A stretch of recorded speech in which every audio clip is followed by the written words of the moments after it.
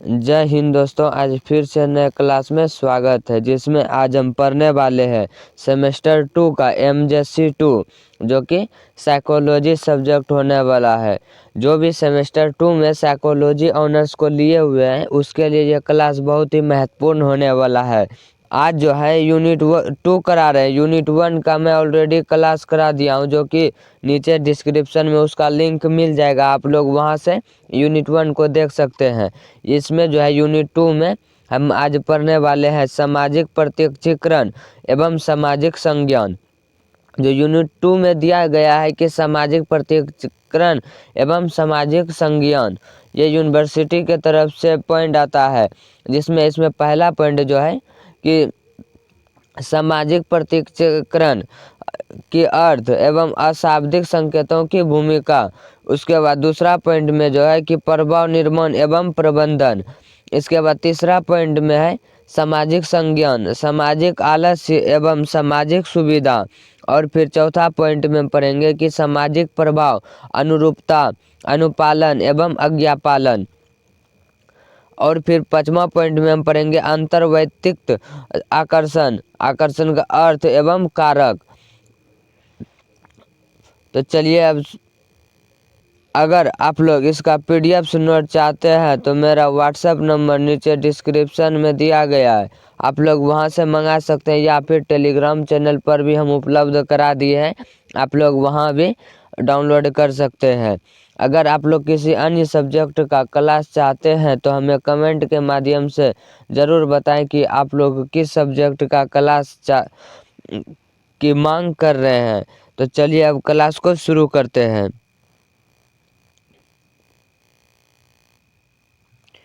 इसमें जो पहले पॉइंट में है कि सामाजिक प्रत्यक्षीकरण एवं सामाजिक संज्ञान। तो सामाजिक प्रत्यक्षीकरण एक सामाजिक संज्ञान है जो सामाजिक मनोविज्ञान के महत्वपूर्ण विषय है। सामाजिक प्रत्यक्षीकरण जो है वह सामाजिक संज्ञान सामाजिक मनोविज्ञान के महत्वपूर्ण विषय है, जिनके माध्यम से यह समझा जा सकता है कि व्यक्ति दूसरे को कैसे देखता है। इससे जो है वह समझ पाता है कि व्यक्ति दूसरे को कैसे देखता है, समझता है और उनके बारे में विचार कर बनाता है। सामाजिक प्रत्यक्षीकरण उस प्रक्रिया को दर्शाता है जिसमें व्यक्ति दूसरे के व्यवहार, हाव भाव, चेहरे के भाव, भाषा और परिस्थितियों के आधार पर उनके व्यक्तित्व और इरादों के बारे में धारणा करता है। तो सामाजिक प्रत्यक्षीकरण वह प्रक्रिया को दर्शाता है जिसमें व्यक्ति की दूसरे के व्यवहार, हाव भाव, चेहरे के भाव, भाषा के परिस्थितियों के आधार पर ही व्यक्ति के इरादों के बारे में धारणा बनाता है। यह प्रक्रिया पूरी तरह वस्तुनिष्ठ नहीं होती। यह जो प्रक्रिया है सामाजिक प्रत्यक्षीकरण, वो पूरी तरह वस्तुनिष्ठ नहीं होती, और बल्कि व्यक्ति के पूर्व अनुभव, मान्यताएं, अपेक्षाएं और सामाजिक संदर्भ में भी इसे प्रभावित करते हैं। तो इसे कहाँ कहाँ प्रभावित करते हैं? तो पूर्व अनुभव एवं मान्यता, अपेक्षाएं और सामाजिक संदर्भ में इसे प्रभावित करते हैं। इसलिए कई बार हम अधूरी जानकारी के आधार पर दूसरों के बारे में निर्णय बना लेते हैं, जिसे सामाजिक व्याख्या की स्वाभाविक प्रवृत्ति कहा जाता है। तो दूसरे के बारे में जो निर्णय बना लेते हैं उसे सामाजिक व्याख्या की स्वाभाविक प्रवृत्ति कहा जाता है। इसके बाद है इसमें सामाजिक संज्ञान। उससे आगे की प्रक्रिया है जिसमें व्यक्ति सामाजिक जानकारी को ग्रहण करता है, उसका अर्थ निकालता है और उसे स्मृति में संग्रहित करता है और भविष्य के व्यवहार में उसका उपयोग करता है।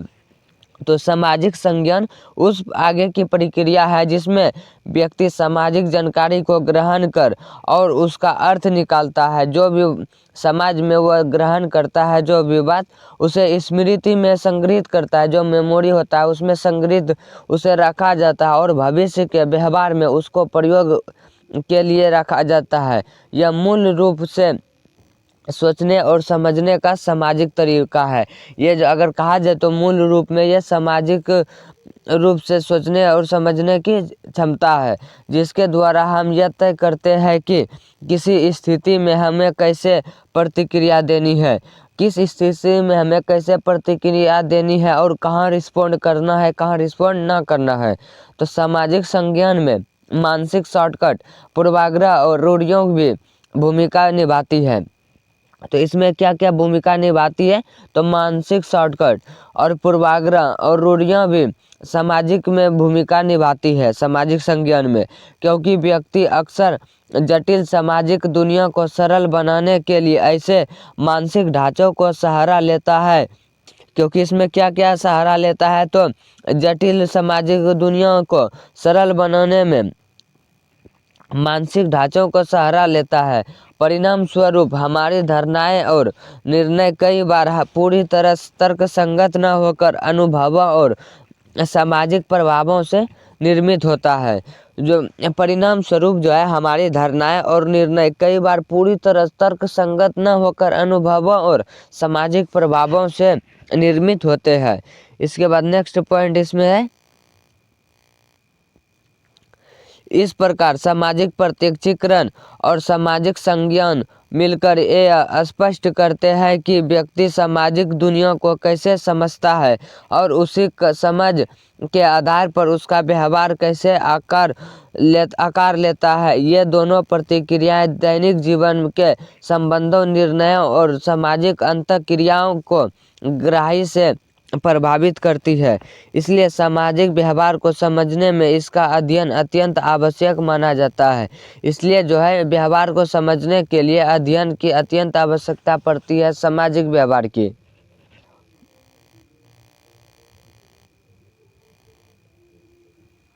इसके बाद इसमें यूनिवर्सिटी के तरफ से पॉइंट आता है कि सामाजिक प्रत्यक्षीकरण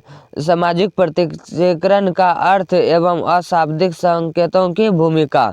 तो सामाजिक प्रत्यक्षीकरण वह मनोवैज्ञानिक प्रक्रिया है जिसके माध्यम से व्यक्ति दूसरे के व्यवहार, व्यक्तित्व, भावनाओं और इरादों को समझता है तथा उनके बारे में धारणा बनाता है। सामाजिक जीवन में व्यक्ति लगातार अन्य लोगों के संपर्क में रहते हैं। सामाजिक जीवन में जो है व्यक्ति लगातार अन्य लोगों के संपर्क में रहता है, इसलिए उनके बारे में सही आकलन करना सामाजिक संयोजन के लिए आवश्यक होता है। इसलिए उनके बारे में जो है सही आकलन करना ही सामाजिक संयोजन के लिए आवश्यक होता है। यह प्रक्रिया न केवल दूसरों को समझने में सहायता करती है, बल्कि यह भी निर्धारित करती है कि हम उनके प्रति कैसा व्यवहार करेंगे। ये जो सामाजिक प्रत्यक्षीकरण का अर्थ निकलता है कि यह प्रक्रिया न केवल दूसरों को समझने में सहायता करती है, बल्कि यह भी निर्धारित करती है कि हम उनके प्रति कैसा व्यवहार करेंगे। उसके बाद है अशाब्दिक अर्थ। अशाब्दिक अर्थ के संकेत। तो अशाब्दिक अर्थ के संकेत सामाजिक प्रत्यक्षीकरण का अत्यंत महत्वपूर्ण घटक है। जो अशाब्दिक संकेत सामाजिक प्रत्यक्षीकरण का अत्यंत महत्वपूर्ण घटक है।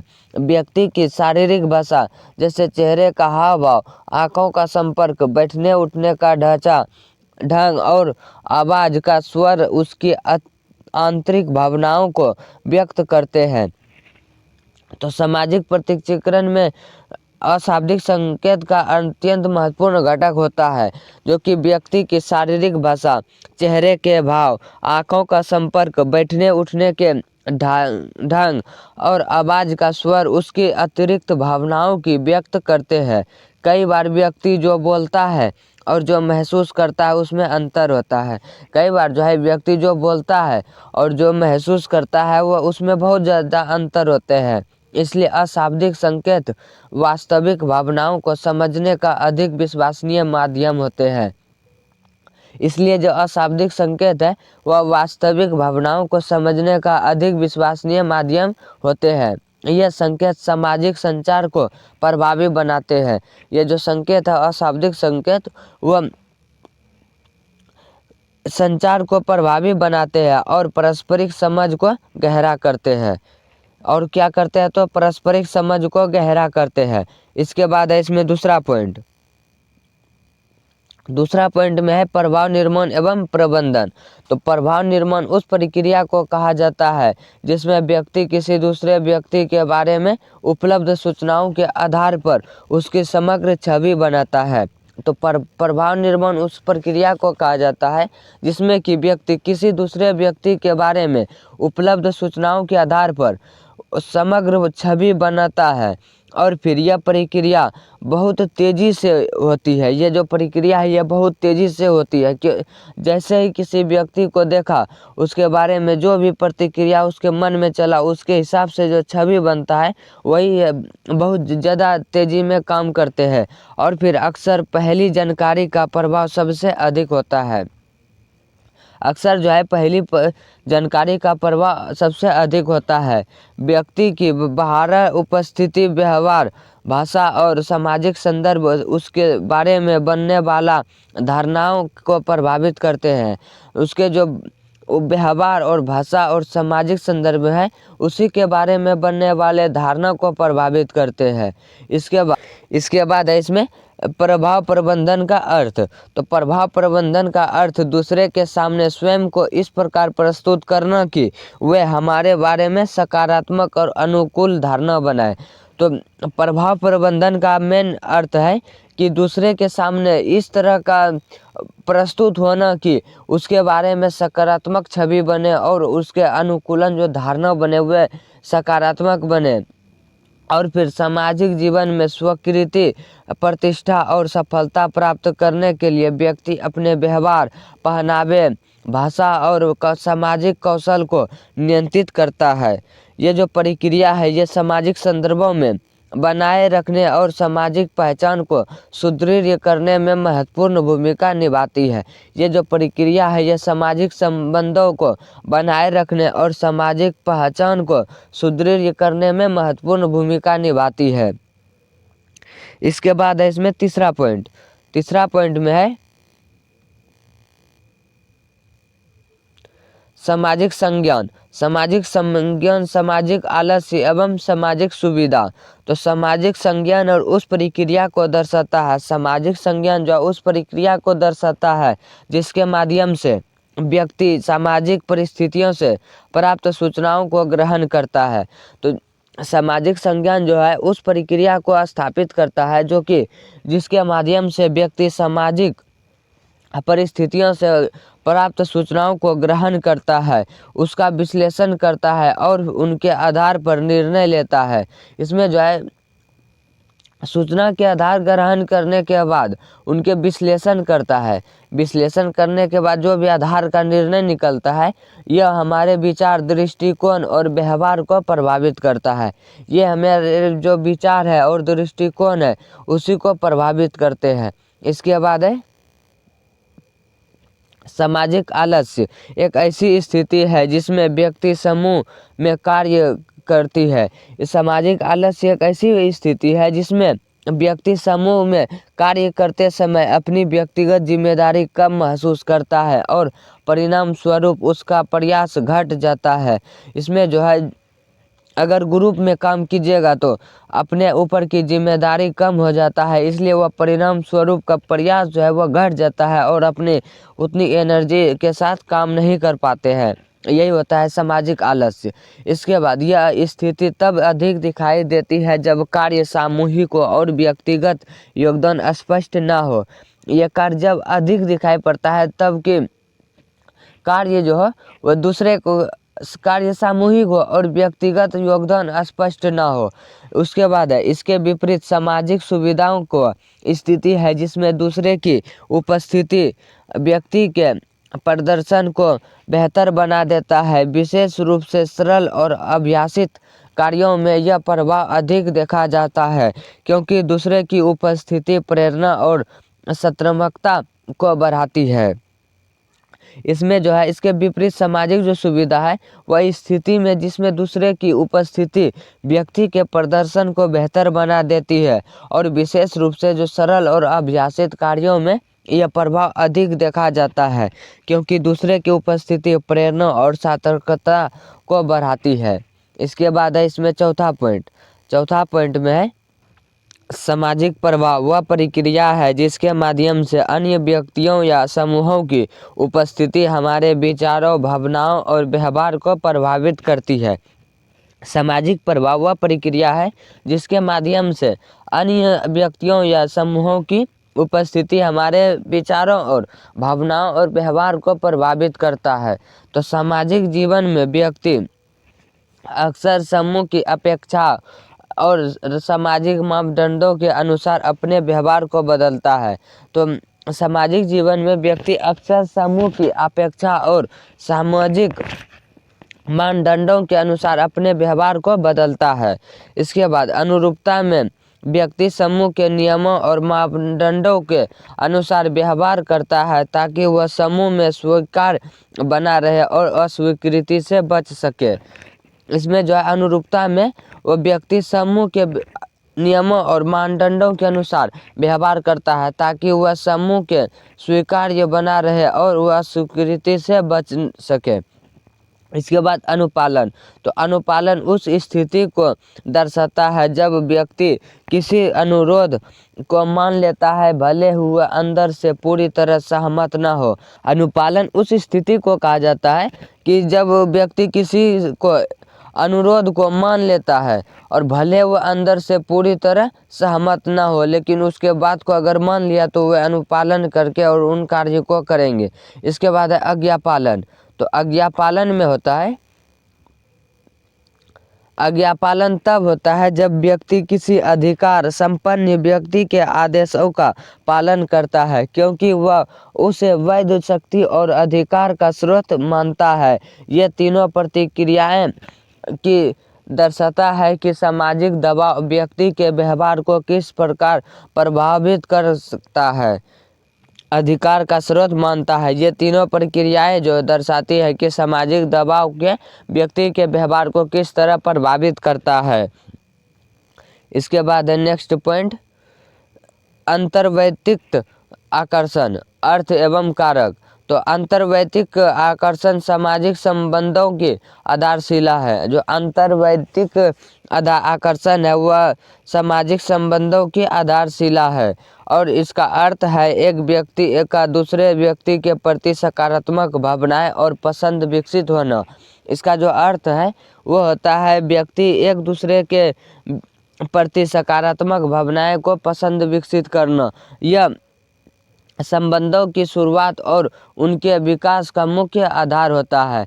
ये जो है अंतर्वैयक्तिक आकर्षण, ये संबंधों और शुरुआत और उनके विकास का मुख्य आधार होता है। अंतर्वैयक्तिक आकर्षण को प्रभावित करने वाले कई कारक होते हैं। अंतर्वैयक्तिक आकर्षण को प्रभावित जो करता है उसके कई कारण होते हैं। इससे समानता एक प्रमुख कारक है। इसमें जो है समानता एक प्रमुख कारण है क्योंकि समान विचार, रुचियां और मूल्य लोगों को एक दूसरे के करीब लाते हैं और निकटता या बार बार संपर्क से परिचय बढ़ता है और संबंध मजबूत होते हैं। इसके बाद है इसमें शरीर और आकर्षण। तो शरीर आकर्षण प्रारंभिक प्रभाव को प्रभावित करता है जबकि पारस्परिक पसंद संबंधों को स्थायित्व प्रदान करता है। इसके बाद इसका निष्कर्ष। तो निष्कर्ष इस प्रकार सामाजिक प्रत्यक्षीकरण, प्रभाव निर्माण, सामाजिक संज्ञान, सामाजिक प्रभाव और अंतर्वैयक्तिक आकर्षण मानव सामाजिक व्यवहार को समझने की प्रमुख अवधारणाएं हैं। तो यह जो है सामाजिक प्रत्यक्षीकरण, प्रभाव निर्माण, सामाजिक संज्ञान और सामाजिक प्रभाव और अंतर्वैयक्तिक आकर्षण मानव सामाजिक व्यवहार को समझने की प्रमुख अवधारणाएं हैं। ये सभी प्रतिक्रियाएं यह स्पष्ट करती है कि व्यक्ति का व्यवहार केवल व्यक्तिगत गुणों पर निर्भर नहीं करता। जो व्यक्ति का स्पष्ट प्रतिक्रिया है वो व्यक्ति का व्यवहार पर केवल निर्भर नहीं करता, बल्कि सामाजिक परिस्थितियां, समूह की अपेक्षाएं और पारस्परिक संबंध भी उसे गहराई से प्रभावित करते हैं। इसलिए सामाजिक मनोविज्ञान के अध्ययन में इसका अत्यंत महत्व स्थान है। इसलिए जो है सामाजिक मनोविज्ञान के अध्ययन में इसका अत्यंत महत्वपूर्ण स्थान रहा है। आई होप आप लोगों को क्लास पसंद आया होगा। अगर पसंद आया है तो एक लाइक ज़रूर करें और अपने दोस्तों के साथ शेयर ज़रूर करें, ताकि उसका भी तैयारी बेहतर तरीके से हो सके। अगर इसका आप लोग PDF नोट चाहते हैं तो मेरा व्हाट्सअप नंबर नीचे डिस्क्रिप्शन में दिया गया है, आप लोग वहां से मंगा सकते हैं, या फिर टेलीग्राम चैनल पर भी हम उपलब्ध करा दिए हैं, आप लोग वहां से डाउनलोड कर सकते हैं। अगर किसी अन्य सब्जेक्ट का जैसे MIC या MDC में कोई भी सब्जेक्ट है तो आप लोग कमेंट के माध्यम से हमें बता दीजिए कि MIC में आपका अगर हिस्ट्री है तो हम हिस्ट्री का क्लास ला देंगे। अगर MDC में कोई सब्जेक्ट है तो उसको कमेंट में लिख दीजिए कि हिंदी है या इंग्लिश है, हम आपको उस क्लास करा देंगे। तो इसके लिए आप लोग निश्चिंत होकर तैयारी करते रहे। अगर किसी का ऑनर्स हिस्ट्री है तो आप हमें बता दें कि हिस्ट्री का क्लास चाहिए, तो हम हिस्ट्री का भी क्लास करा देंगे। अगर ज्योग्राफी का भी क्लास चाहते हैं तो ज्योग्राफी का भी करा देंगे। अगर पॉलिटिकल साइंस का भी क्लास चाहते हैं तो पॉलिटिकल साइंस का भी हम क्लास करा देंगे। इसके लिए आप लोग कमेंट में हमें ज़रूर बताएं। तब तक के लिए जय हिंद, मिलते हैं अगले क्लास में।